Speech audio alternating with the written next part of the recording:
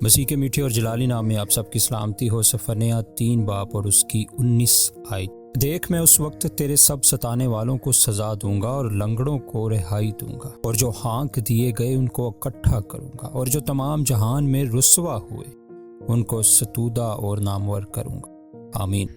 کیا مرد کیا عورت، لنگڑے تو بہت ہیں۔ گھنٹہ بھر میں آپ کی 20 لنگڑوں سے ملاقات ہو سکتی ہے۔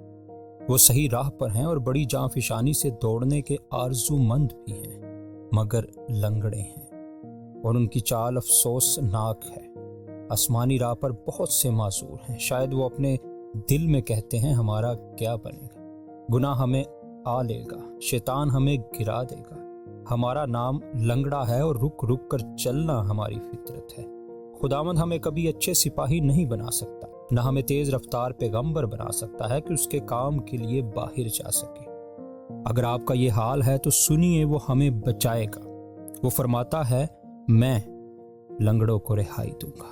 ہمیں رہائی دینے سے وہ اپنے آپ کو بہت جلال دے گا۔ ہر کوئی پوچھے گا کیسے ہوا کہ یہ لنگڑی عورت دوڑ میں دوڑی اور جیت گئی، اور پھر اس کے قادر فضل کی حمد و ستائش ہوگی۔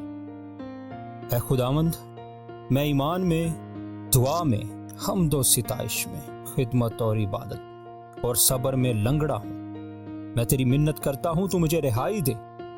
میری طرح کے معذور اور ناچار کو صرف تو ہی بچا سکتا ہے۔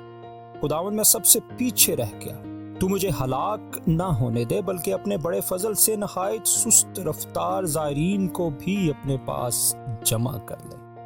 کتنی خوشی کی بات ہے کہ اس نے فرمایا ہے کہ ایسا ہی ہوگا۔ اس لیے وہ میری رگیں اور پٹھے سکڑے ہوئے ہیں۔ میں یعقوب کی طرح دعا میں غالب آ کر آگے بڑھوں گا۔ آمین۔